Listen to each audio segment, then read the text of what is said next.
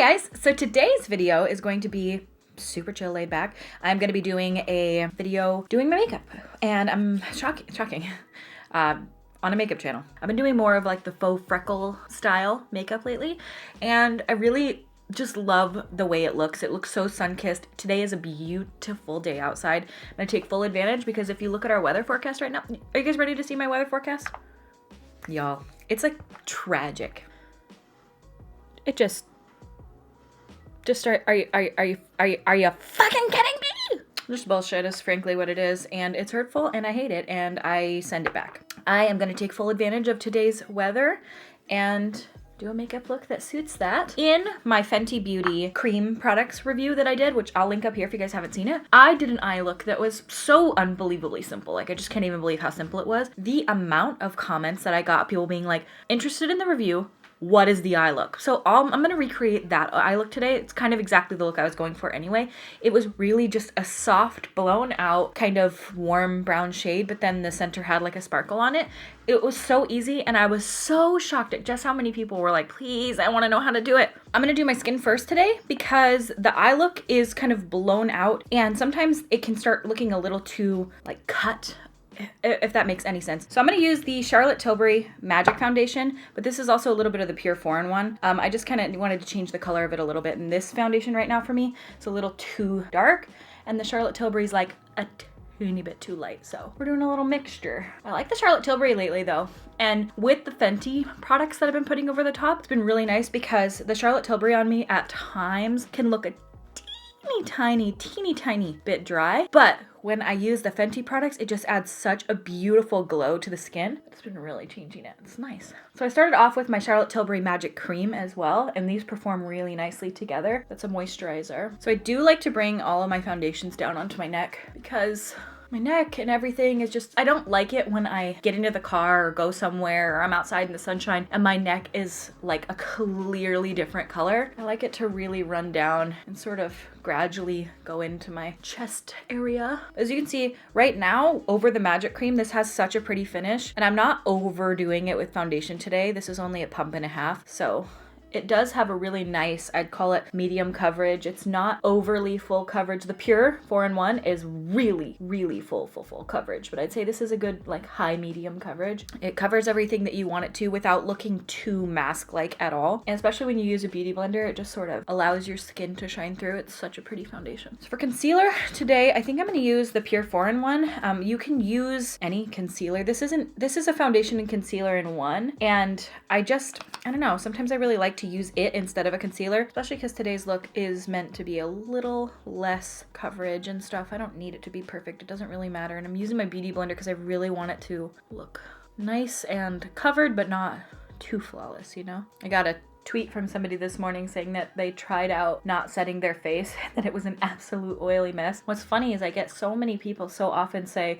the exact opposite, like they were always somebody that tried powder and then they tried not setting their face and it just made such a huge difference. It's honestly worth giving a go, especially if it's somewhere, like it's on a day where you don't have somewhere really important to be. I wouldn't try anything super new with your makeup when you have somewhere really important to be and you want your makeup to look the way that you know it should. But if you're staying home or you're just going, you know, maybe running errands, running to the grocery store real quick, maybe try not setting your face and see how you like it. At least for me, if you're extremely oily, probably not. But if you're like me and you have more on the dry side, it absolutely looks so beautiful. I love not setting my face. So I'm gonna go with Macchiato. This is the Fenty Beauty Cream products. Okay, so I have, again, that full review. I'm gonna link up here, but I do wanna show you what can happen to these because it's a cream, because you're dipping into it directly with a brush. Look what the product can start to look like. There's like hair in it. And this isn't me being gross or anything. This is just living with cats and having a cream product. So it can get pretty gnarly. I'm gonna try to dig some of that out. It's like lint and hair. And so I don't know. I still love these. I have been using them every single time I do my makeup, every single day, honestly. They are such a beautiful product. I really like them. There's definitely some things like this, how they just get gnarly. Like even look at the edges here. It gets nasty looking, but it's fine for me. I'm trying to dig some of these fuzzies out because a lot of this is like lint, or I have cat hair that floats right down into it, and then when you try to pick it out, you're really just digging it in more. So powders, I would say, are definitely more hygienic for sure. You would never want to use this directly from pan on a client at all. And I'm sure most makeup artists would know that, but you would definitely want to, you know, depot this and be digging out a little bit of product and mixing it on a palette. Okay, so I'm gonna be using the brush that came with the Fenty products. This is the 125 face brush. I've been using the brush to apply it way more than the Beauty Blender because it just applies so nice. And I really have been reaching a lot more for Macchiato than I have for Butter Biscuit, which was the first shade I tried. They're both lovely, but Macchiato's just a tad bit deeper, and I just really, really like the way that it looks. It looks so, I don't know, it just looks so good. So I'm gonna throw this on the bridge of my nose today too, like in my last video, because I've been really liking that look too. I did a video recently where I tried recreating an Instagram filter. I'll link that up here. There's an Instagram filter called Stacy, and it has a really, really, I mean, it's an orange face at the end of the day, but it's supposed to look tan. And I used this on the bridge of my nose and it looked so pretty. I loved it. I haven't worn a powder bronzer at all since getting these. I really enjoy them. Are you guys liking them? Have you tried them out yet? I'd love to know. Because honestly, I've heard hardly any negative feedback. Some people think they're a little too sheer. I would have to completely disagree, but that's just personal preference. Some people want sheer makeup. When it comes to bronzers and blush and stuff like that, I do want them to be a little more buildable. I think I am gonna go into Butter Biscuit a little bit. See, like you can see that I've only used this one a couple times and it doesn't have any of that. It just has like the marks from the brush. So, but look at that. After one dip in with my brush, there's already 2 little hairs in there. That's the joy of living with cats, dude. Love them so much. Cute, sweet, amazing, hairy. I think I do need just a little bit of blush. I've been using Strawberry Drip quite a bit lately. This is the color here. And again, as you can see, they look horrible in a cat hair. Just pulling out cat hairs every second of my life. I like to take them right on that brush and sort of tap them right over. Same brush. They just look so nice. Putting a little on the tip of my nose because I thought that was kind of cute the other day. All right, now we're gonna move on to the eyes. So I'm just gonna tap out that concealer, make sure there's no creasing. I'll show you guys exactly what I did. So this was the palette that I used for that look, and this is the Melt Cosmetics Rust palette. I did a review and tutorial with this palette before. I'm gonna link that up here. This is the color that I used. I literally just used this shade here, which is Rust. So many different shadows are similar to something like this, so it does not have to be this palette. You just honestly want like a warm toned brown, and that's kind of it. So I used this brush when I was doing that look the other day. This is the Makeup Addiction Expert Blender. It is extremely fluffy, so it gets the product on, but it disperses it out really lightly. So I dip into that color and I just would put it on the area and then just really blow it out and blend it out. And this is exactly what I did. Set it right down and then really continue to blend it. If it's not blending is exactly how you want, you can put a little powder down so that it like has something, so it's not so grippy and causing any possible, you know, grabbing or patchiness. But I just put down that color, dip a little bit more in, really fluff it on the outer corner, not being too precise at all. And that's how it worked. And then I take that same brush, set it down on the inner corner right here, did the exact same thing. Leaving the center open to do like a halo eye. Let me zoom in. Just really circular motions over and over and over again with a big fluffy brush. Doesn't have to be this one. Any fluffy brush will probably work, but this is the one that I really like because it's got really long floppy bristles in a way, which sounds bad, but it's not. Like I love this kind of brush where it's not stiff at all. It's just very bendy and movable. Okay. That's literally all I did. Like actually. And then just the same. Put it right here.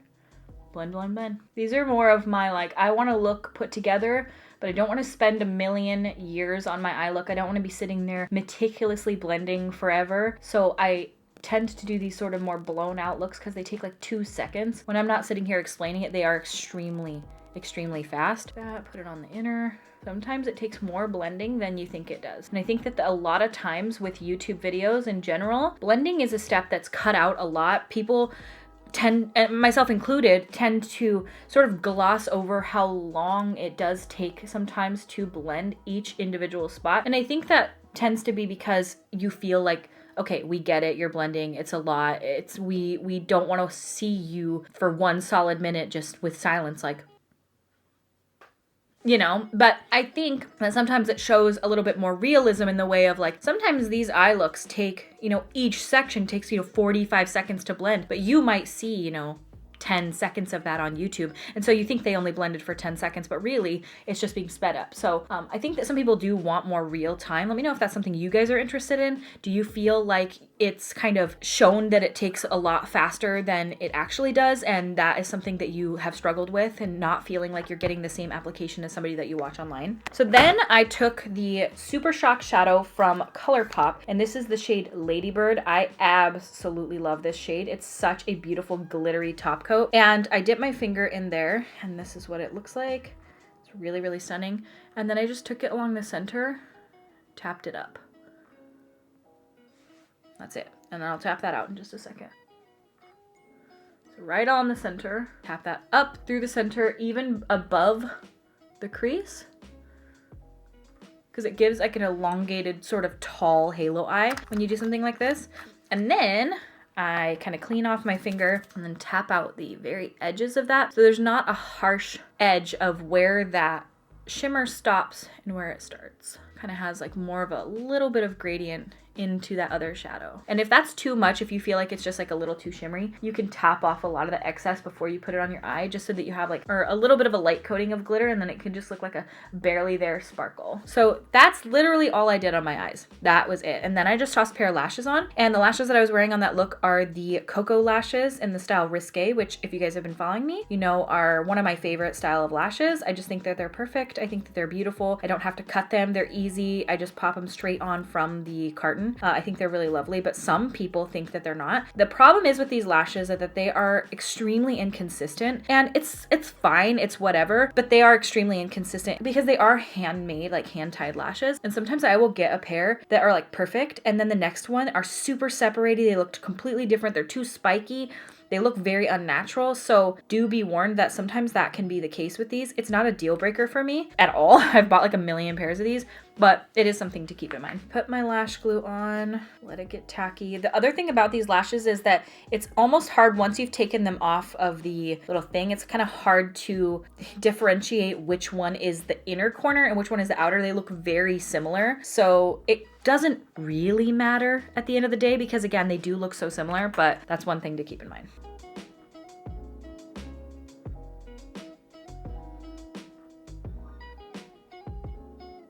That's it for the eyes, my friends. It's so easy, so easy, and takes like 2 seconds. And not 2 seconds, I mean realistically 5 minutes, and really, really easy. And I feel like it's pretty and impactful, but it's not overkill. It's not too much. And honestly, you do not need to have this melt palette.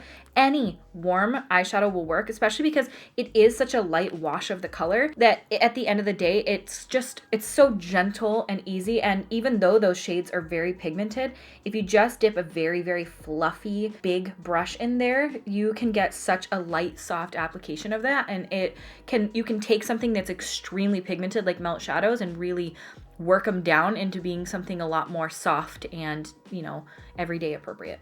I mean, everything is everyday appropriate if you ask me, but some people don't think so. I've been making it a point lately because sometimes when you do something like makeup and you do it a lot on camera, it starts to become only like a job where you're like, well, if I'm gonna wear makeup, I have to film it. And I've made it a point lately a lot, and I know that I haven't been uploading as often, and I'll explain why shortly, not in this video, but I've been making it a point to try to do my makeup and purposefully not film all of it because I don't like the idea that in my mind makeup has almost become a job where I'm like, okay, well, I have to film it because I have a YouTube channel. And while I do feel that way a lot of the time, I'm really trying to get out of that so that it can become something that I just do for myself still again too, and just for the fun of it. Because the thing is about filming YouTube videos, I used to sit down and do makeup just for the hell of it, just for fun.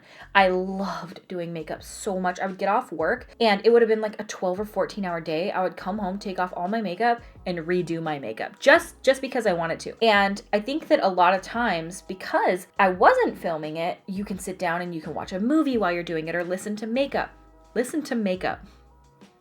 or listen to music and like blast an album. And it's so fun to put makeup on with no time limit, nothing you have to necessarily say, just sitting down and doing makeup and being able to listen to music. Oh my gosh. So I have been trying to do that again lately, just a few times a week, just so that I can really get back to doing makeup and having fun for me, and not just always because I have a YouTube channel, you know? And it's really weird, dude. It's really, really weird. I'm not used to it.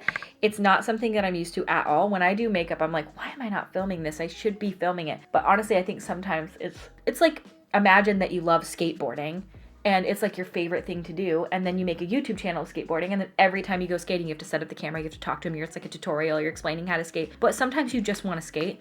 That's what I've been doing. Okie doke. So I'm gonna let my eyes dry down for a bit, and then I am going to add mascara. I always have been using this for like the last, probably like 4 months. This is the It Cosmetics Lash Blowout, and they did I think it's a collaboration with Dry Bar, and I really like this mascara. I really do. I feel like it's good to melt in with my lashes. Honestly, at the end of the day, mascara is one of those things that's sort of universally, it's not always universally good to me, but I feel like each one has its purpose. I have yet to try the Fenty mascara, and I've heard nothing but good things, so I definitely want to try that out soon. I like to put my lashes on first before I have mascara on, and then I like to put the mascara on after everything's dried down. I just find it so much easier. I used to put mascara on first. I don't know. I just feel like I like this way so much better.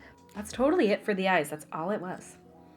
Easy peasy. The beauty of not setting your face is that if you mess it up so bad, you guys, like so bad, you get mascara all over your face right now, it's so easy to fix it when you haven't set your face, because your face is still a little bit movable. It's not like everything is set in place with a powder, and then if you try to put a cream on top of that, it's going to be all weird, and it's going to get like this weird texture to it, and it's going to look all cakey. Because I haven't set my face yet, if something happened right now and I got like a big line on my face or something, it's so easy to remedy those problems. And that's a big reason that I really like not setting my face, is that it becomes so easy to like just fix everything that you need to fix whenever you need to fix it. And if later, like 5 hours from now, say that my makeup starts like breaking down a little bit or looking shitty, I can reach into my purse, grab maybe a foundation stick or a little beauty blender and re-tap over everything, and it just comes back to life. Whereas if I had a bunch of powder on, it's not that easy. So that's one of the big reasons that I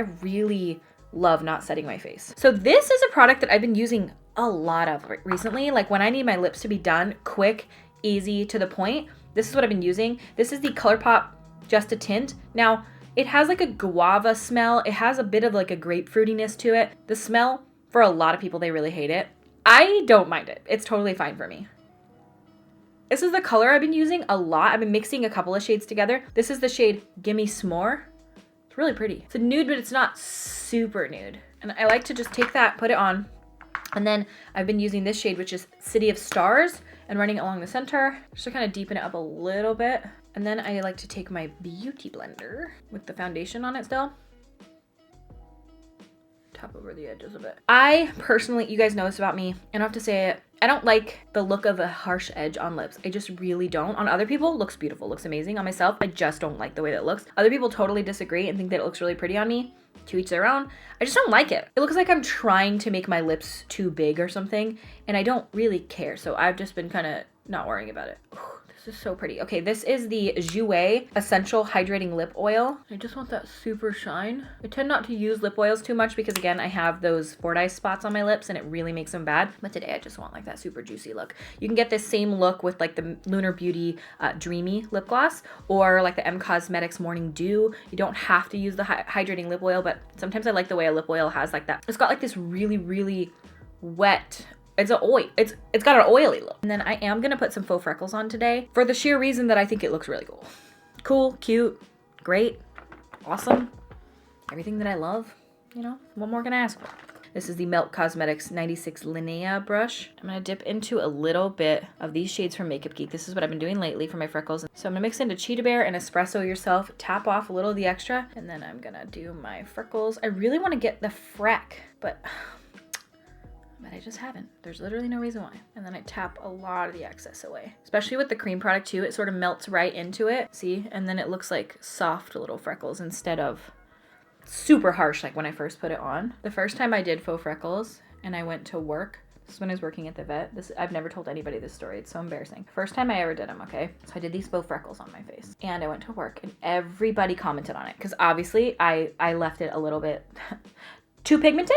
And everybody was like, oh my God, I didn't know you had freckles. And instead of saying, no, I don't, these are drawn on, I said that they were real. I lied. I said they were real because I was so embarrassed that I had drawn on freckles, and nobody would have cared. Literally nobody, but I was so like embarrassed that I drew faux freckles on, especially when somebody was like, oh, I didn't know you had freckles. It would have been so easy to be like, I don't. And I actually just did this with makeup. Isn't that fun? Instead I was like, yeah, my whole life I've had these. This was like right when I started, and I was so embarrassed, and nobody really knew that I did makeup and stuff like that. And yeah, so anyway, I straight up lied to one of my coworkers, and it was really embarrassing. And now I'm telling the truth, and I'm coming clean that I pretended for that day. I was so embarrassed. Why would you be embarrassed? But I was just so embarrassed. I was like, oh, yeah, they're definitely here. I don't know why you haven't seen them before today, but I like to take them up onto my forehead too, because generally, if somebody has real freckles, they are not just on the bridge of their nose, they're on the rest of their face as well. I like to do a little more clusters. You want different sizes, different shapes, all over different areas. But I like to kind of cluster them around areas where they would naturally be, like on the nose, right here. And it doesn't matter if you don't tap them out immediately, because again, your face isn't set, so it's not going to stay. You have cream product underneath that is movable and continues to do so. So you can kind of get everything where you want it and then tap it out. You don't have to keep tapping in between every single step. I even like to put them up here in like the eye bag area, because again, freckles don't naturally just stop right here. They would be up in this area too. Not that I need this to look real. I'm not going to work and telling anybody they're real today. But see, I don't know, I just feel like that gives it something else. You can also use an eyebrow pencil for this. I've done that a million times. You can use anything that works. I tend to like to use eyeshadows lately because I feel like they look a little lighter. They kind of disturb the foundation underneath a little bit less. I also feel like if you're going to do these, sometimes it's better to have a little bit less of a full coverage base, because sometimes a full coverage base with freckles over the top looks a lot more unnatural. But if you have sort of a light coverage where you can see your natural stuff coming through, like I have some natural freckly sunspots right here on this area of my face. So if those kind of peek through, it's nice. It looks a lot more real. And I think that's it, my friends. That is the entire look that I did for the Fenty video the other day. Super, super, super easy. Very, very soft, understated, very simple, but it doesn't take that much time. It doesn't take any special products. It just takes one eyeshadow color and one shimmer. It doesn't have to be the Colourpop Ladybird. It can be any sort of shade or shimmer that you guys have. And I just really like this look. I feel like it's really pretty and simple and summery, and I hope you guys like it. If you did, give this video a thumbs up, subscribe if you want to, and I thank you guys so much for watching, and I will see you at my next video. And I have been doing kind of that full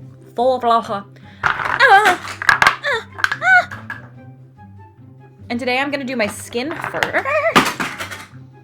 I swear to God, if I drop one more thing, I'm gonna lose my shit. So I like to put my lashes on.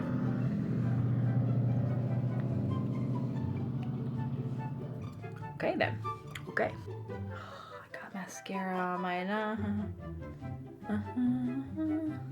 Say I'm out. Say that this is the shade freckles don't naturally freckles don't naturally.